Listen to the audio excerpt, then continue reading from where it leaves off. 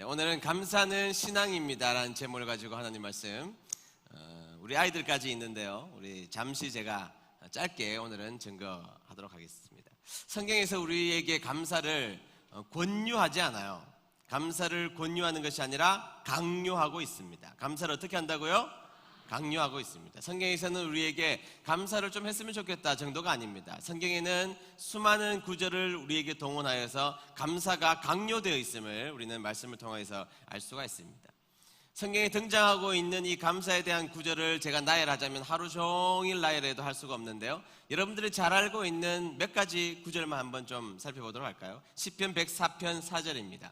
다 같이 읽어볼까요? 시작.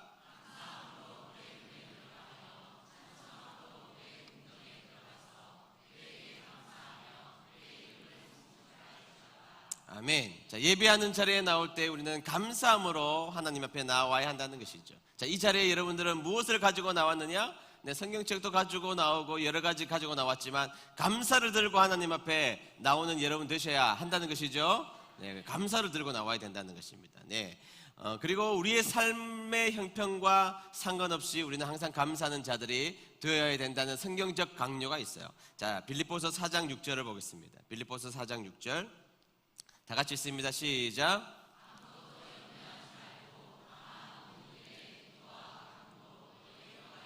감사함으로 하나님께 아뢰라. 아멘. 자, 하나 물어볼게요. 자, 이 구절을 여러분들 읽었는데 지금 염려가 있다는 거예요, 없다는 거예요? 있다는 거죠. 지금 염려가 있다는 것입니다. 염려가 없는 사람들에게 아무것도 염려하지 말라 이렇게 말하고 있지 않죠. 자, 염려가 있다는 것입니다. 그런데 염려가 있을 때 어떻게 해야 되느냐? 하나님 앞에 기도해야 된다는 것이죠. 염려가 있으면 공식이 기도해야 됩니다. 아멘. 자, 기도해야 되는데 그냥 기도하는 것이 아니라 감사함으로. 무엇으로? 감사함으로 염려할 상황 속에서도 감사해야 된다는 것이죠. 지금 이 성경을 기록하고 있는 이 사도 바울은 빌립보 감옥 속에 있어요. 그는 감옥에 있는데 감옥 밖에 있는 사람들에게 염려하지 말고 기도해라, 그런데 감사함으로 해라, 이렇게 감사가 지금 우리들에게 강요되어 있음을 여러분들의 말씀을 통해서 알 수가 있죠. 더 잘 알고 있는 말씀입니다. 데살로니가 전서 5장 18절입니다. 다 같이 읽습니다. 시작. 감사하라, 이것이 그리스도 안에서 너희를 향하신 하나님의 뜻이니라. 아멘. 자, 아예 성경에서는 이제는 범사에 기쁜 일이 있어도 감사하지만 우리 인생에 근심된 일이 있어도 우리는 감사해야 된다, 이렇게 성경에서는 감사가 권유되어 있어요, 강요되어 있어요? 강요되어 있어요. 감사는 해야 돼요, 하지 않아도 돼요? 해야 되는 것입니다. 반드시 해야 되는 것, 그것이 바로 감사라는 것이죠. 그래서 정리하자면 감사, 그것은 신앙 그 자체라는 것입니다. 감사는 신앙 그 자체라는 것이죠. 여러분, 제가 목사인데 어떤 성도님들하고 함께 모여서 목회하고 싶을까요? 투덜거리는 사람 1번, 감사한 사람 2번. 1번이에요, 2번이에요? 2번이죠. 말할 것도 없습니다. 목사님, 제 인생 가운데 염려될 일이 찾아왔고 근심된 일이 찾아왔지만 그러나 내가 하나님으로 인하여서 내가 감사하는 그런 삶이 한번 되어보고 싶습니다. 그러면 목회자의 마음이 뜨거워지고 그분들을 위해서 더 깊이 경험하는 것이죠.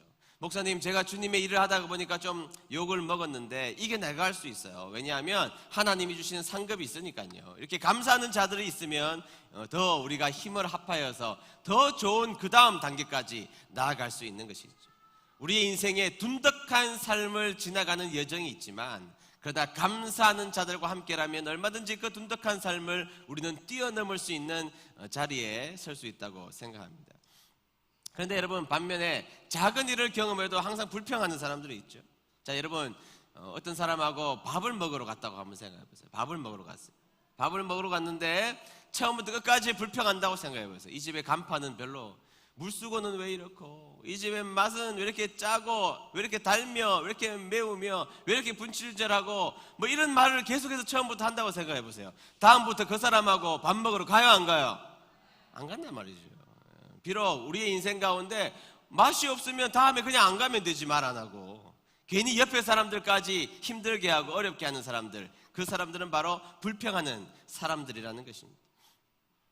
존 고든이라는 사람이 지은 에너지 버스라는 책이 있습니다. 제가 이렇게 책을 소개하면 사보시는 분들이 많더라고요. 근데 이거 안 사봐도 돼요. 제가 이북으로 제가 잠시 금방 읽었던 책인데요.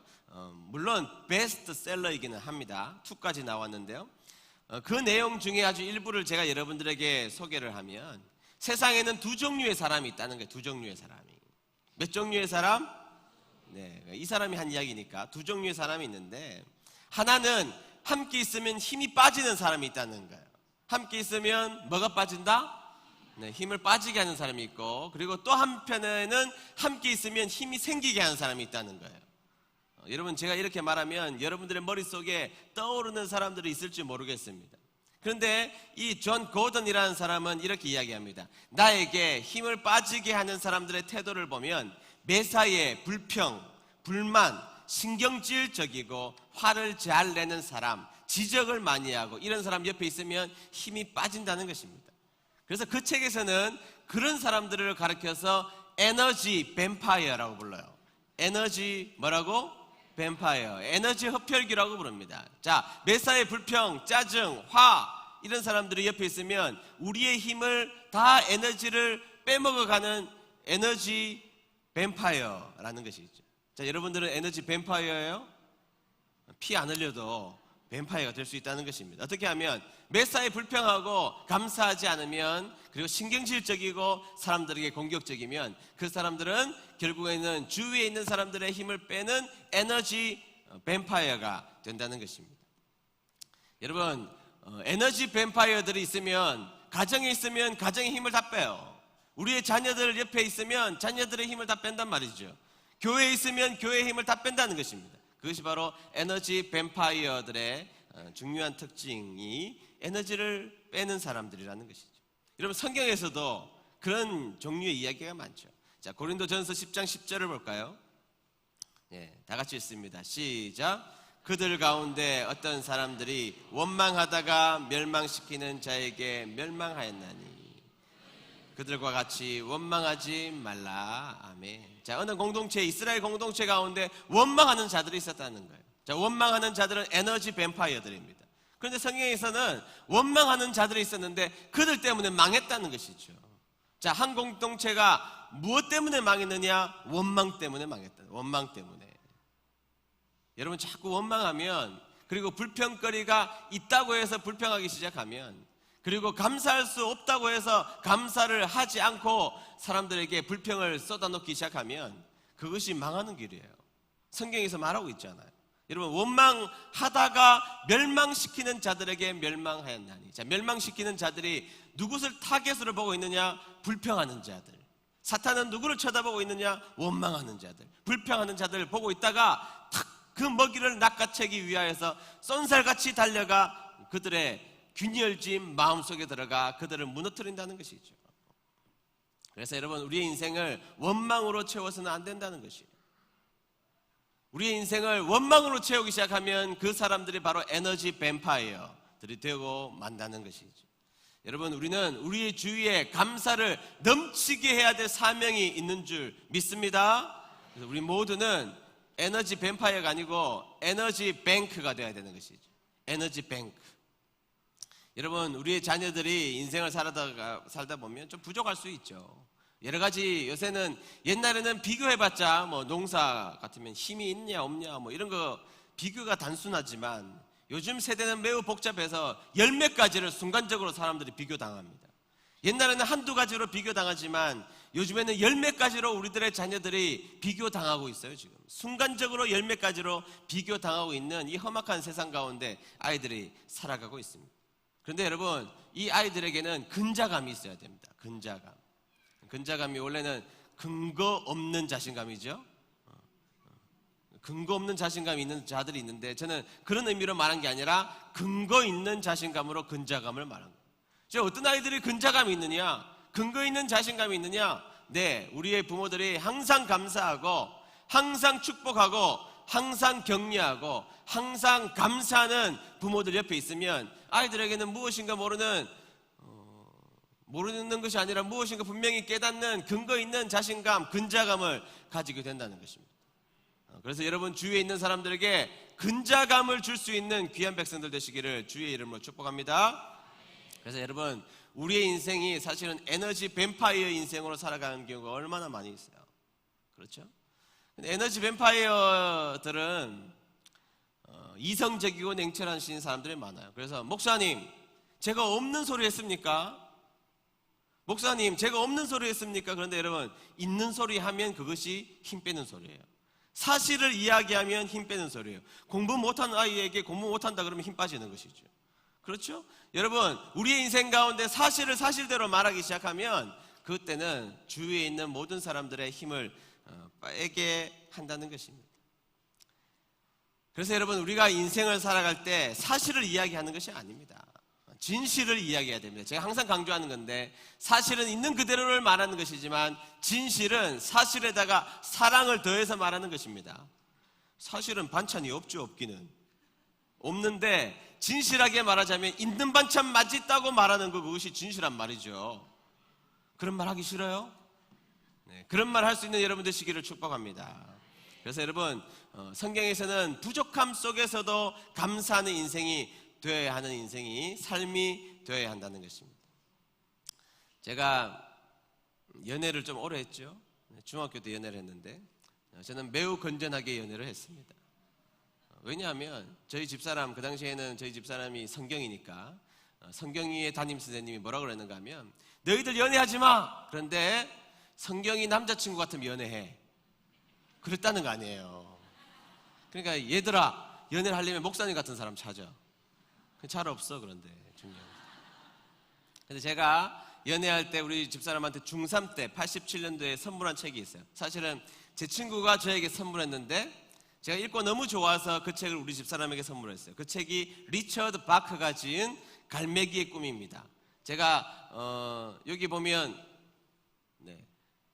저쪽 편에 있는 책은 친구가 저에게 준 것이고, 그 다음에 있는 책은 제가 저희 집사람에게 선물한 책이 아직도 보관되어 있는 책인데요. 이 책은 어린 왕자처럼 5번 이상 읽어야 되는 책입니다. 아이 때도 읽어야 되지만 어른 때도 읽어야 되는 책입니다. 꼭. 그래서 이 책은 사봐야 돼요. 사봐야 돼요? 안 사봐야 돼요? 네, 신방 가서 이 책 없으면 제가 사라고 그럴게요. 이 책은 무조건 사야 됩니다. 그래서 어른도 읽고 아들도 읽어야 되는 책, 아이들도 읽어야 되는 책, 그것이 바로 리처드 바크의 갈매기의 꿈이라는 책입니다. 어린 왕자와 함께 사세요. 없으면 꼭 사 놓아야 합니다. 한 번 읽었다고 안 됩니다. 5번쯤 읽어야 깨달음이 오는 책인데요. 그 책에 보면 그 책의 어디인가 이런 글귀가 쓰여져 있습니다. 우리의 인생을 살다 보면 문제들이 생겨나는 것이죠. 여러 가지 복잡하고 어려움과 고통과 문제거리가 우리의 인생 가운데 생기는데, 그래서 이렇게 말하고 있어요. 우리의 인생에서 그 어떤 문제일지라도 그 문제는 당신에게 줄 선물을 함께 들고 오기 마련이다. 이렇게 말하고 있어요. 굉장히 인사이트가 강한 이야기 아닙니까? 우리는 문제가 오면 문제만 바라보잖아요. 문제에 함몰되잖아요. 문제 때문에 넘어지고 자빠진단 말이에요. 그런데 이 책에서는 우리에게 뭐라고 소개하고 있는가 하면, 문제가 오기는 온다는 거예요. 걱정과 근심의 문제가 오기는 오는데 그 문제는 문제 혼자 오지 않더라는 거예요. 문제는 반드시 선물과 함께 와서 우리의 인생을 빛나게 해주는 역할들을 할 수 있다는 것이에요. 그래서 여러분, 우리의 인생 가운데 모든 그 일을 선물로 볼 것인지 문제로만 볼 것인지 결정해야 된다는 것이죠. 때로는 우리의 인생에 문제로 다가왔을지라도 이 문제는 혼자 오지 않았다는 것입니다. 선물과 함께 왔다는 거예요. 선물과 함께 온 이 문제를 우리가 감사함으로 얼마든지 헤쳐나갈 수 있다는 것이에요.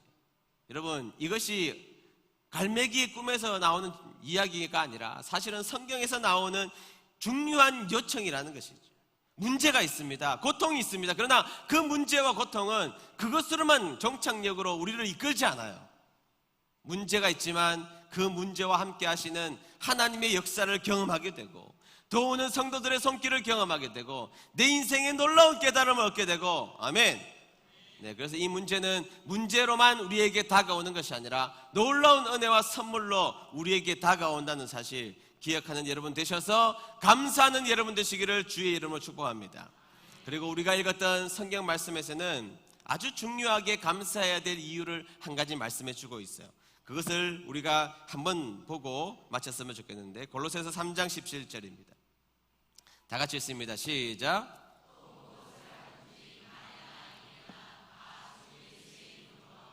그를 힘입어 하나님 아버지께 감사하라. 아멘. 자, 여러분 한 질문 하나 할게요. 여러분 예수님 믿으십니까? 네, 우리가 지금 목숨이 다하여도 여러분 천국 가는 것을 믿으십니까? 자, 그런데 여러분 그렇다면 오늘 우리가 읽었던 이 본문 속에서 우리에게 던져주는 아주 위대한 메시지가 있다면 또 무엇을 하든지 말에나 일에나 다 누구의 이름으로 하고? 예수님의 이름으로 하라요. 그러니까 여러분 모든 일에 사랑을 더해서 여러분들의 인생 가운데 말을 해야 되고 행동해야 되는 것이죠. 그런데 여러분 그 다음 구절이 뭐라 그래요? 그를 힘입어. 그를 힘입어. 자, 우리가 예수님을 믿었다면 그분으로 인하여, 그를 힘입어 그분을 인하여 하나님 아버지께 감사하라. 이것이 성경에서 우리에게 주는 중요한 메시지입니다. 제가 좀 전에 여러분들에게 하나님을 믿으십니까? 자, 예수님을 구주로 영접하셨습니까? 여러분 아멘 하셨어요. 그렇다면 여러분들은 그분을 모신 자라는 것이 있죠. 자, 그분을 모신 자라면 여러분들은 지금부터 무조건 감사해야 됩니다. 왜냐하면 그분을 힘입으면 그분을 통하여서 우리는 감사하는 자가 되라는 중요한 명령을 받아 들었기 때문이라는 것입니다. 그렇다면 여러분들 때로는 마실 물이 부족해도 여러분들의 인생에 가지고 싶은 것이 여러분들의 인생에 결핍이 올지라도 그분으로 인하여서 우리는 감사할 수 있는 백성이 되어야 할 줄로 믿습니다. 한 가지 이야기를 여러분들에게 좀 나누고 싶은데요. 지금도 북한에는요 지하 교인들이 40만 명이 있다는 통계가 있어요. 여러분 지금처럼 우리가 이렇게 예배 드리는 것이 아니고 예수님을 믿다가 걸리면 죽어요. 한 기록에 보면 예수님을 믿다가 가족이 다 붙잡혀서 예수님을 배신하면 아이를 살려준다고 했는데 결국에는 그 아이를 탱크 속에 집어넣었다고 그러잖아요. 여러분 예수님 믿는 게 그렇게 어려운 것이 지금도 북한입니다. 그런데 북한의 지하 교인들이 무려 40만 명이나 지금도 있다는 것입니다. 그런데 그곳에서 들려온 소식 하나가 있는데 북한 지하 교인 가운데 이름이 철갑이라는 사람이 있었습니다. 철갑이라는 성도, 철갑이 이렇게 부르는 성도가 있었는데 이 사람이 비밀 경찰, 보위부라고 하나요? 북한에서는 종교 행위를 하는 것 같아서 수상해서 잡아서 고문을 한 것입니다. 고문을. 그래서 북한의 고문이 만만하겠어요? 그래서 심하게 고문을 며칠간 당하게 된 것이죠. 그러니까 특별한 것을 찾지 못하여서 석방을 시켜준 거예요. 석방을 시켜주자마자 이 철갑이가 그때부터 이상하게 사람들이 보기에 미친 사람이 되어버리고 만 것이죠. 쓰레기 더미에 가가지고 먹을 것을 찾고 거기에 엎어져서 자고 완전 미친 사람이 되어버리고 만 것입니다. 그러나 보위부 사람들은 이 철갑이를 한동안은 자기가 감시해야 될 책임이 조금 있었던 것이죠. 그런데 아무리 봐도 미친 것이 분명해 보이는데 그 미친 것을 확인까지는 해야 되겠다는 생각이 이 보위부 사람들이 들기 시작했던 것입니다. 그래서 지나가는 사람들을 시켜가지고 이 철갑이에게 이 지나간 사람들에게 이렇게 시켰습니다. 길가 가다 보면 개똥 같은 게 있잖아요. 막대기로 똥을 찍어서 철갑이에게 보여주면서 철갑아 이거 꿀이야, 이건 맛있으니까 빨아먹어, 이렇게 해서 보여준 것입니다. 그러니까 이 철갑이가 와 이거 진짜 꿀이야 하고 그 똥을 빨아먹기 시작했던 것입니다. 보위부 직원도 보고 주위 사람들이 모두 다 보고 나서 내린 결론, 철갑이는 앞으로 감시할 필요가 없다. 얘는 완전히 미친놈이 분명하다. 그래서 철갑이는 똥을 빨아먹은 사람이라고 그 주위에 있는 사람들에게 다 소문이 나기 시작한 것입니다. 미쳐도 단단히 미친놈, 이렇게 소문이 나게 된 것입니다. 그런데 어느 날 지하 교인들이 몰래 예배 드리는데 이 철갑이가 그곳에 나타나게 된 것입니다. 그리고 하는 말이 이제 조선의 사람들이 모두 나를 미치광이로 여기고 있으니 이제 본격적으로 주의 일을 해보세 하고 이 철갑이가 성경을 나눠주는 일 그리고 비밀 문서를 공급하는 일을 다 이 철갑이라는 사람이 모두 다 그 주위의 일을 감당하게 되었다는 것입니다. 왜냐하면 아무도 똥을 찍어 먹어서 빨아먹는 이 사람을 의심하는 사람이 아무도 없었기 때문입니다. 그래서 1997년도부터 2000년도까지 무려 4년이나 모든 중요한 문서를 공급하는 일을 바로 이 철갑이가 북한의 주위를 다니면서 전역을 다니면서 그 일을 감당했다는 것이죠. 그러다가 꼬리가 길면 잡힌다고 결국에는 2000년도에 잡혀서 6월 달에 순교했다는 소식까지를 제가 들은 마지막 소식입니다. 제가 이 글을 읽고 매우 반성이 되었지만 매우 부끄러웠습니다. 북한 성도들은 예수님을 믿는 그 본질적 사실 하나만으로도 그 더러운 똥을 빨아먹으면서 자신의 사명을 감당하기로 작정했던 사람입니다. 그 사람들이야말로 그를 힘입어 감사하는 자리에 나아가는 사람이라는 것이죠. 사랑하는 은혜드림 교회 성도 여러분, 우리는 정말로 예수님을 힘입어 감사하는 자리에 지금 나아가고 있습니까? 여러분, 하나님께서 우리의 인생 가운데 예수님을 믿을 수 있는 자유도 주셨고 엄청난 일들을 많이 주셨음에도 불구하고 오늘 우리의 삶이 그분 때문에 감사하는 삶을 살지 못한다면 지금도 예수님 때문에 핍박당하고 죽어가고 있는 그 북한의 지하 교인들에게 얼마나 미안한 일입니까? 다시 한 번 더 여러분들에게 요청합니다. 그분만을 인하여, 그분 때문에, 그분 한 분만 붙잡을 수 있다면 여러분들의 인생에 오늘날 찾아온 건강의 결핍과 물질의 결핍과 여러 가지 부족한 것이 존재할지라도 그분을 인하여서 감사할 수 있는 우리 은혜드림 교회 공동체가 되시기를 주의 이름으로 축복합니다. 기도하겠습니다. 하나님 아버지 감사합니다. 맥주 감사절을 맞이하여 감사의 마음으로 다시 한 번 더 다짐하는 기회를 주셔서 감사합니다.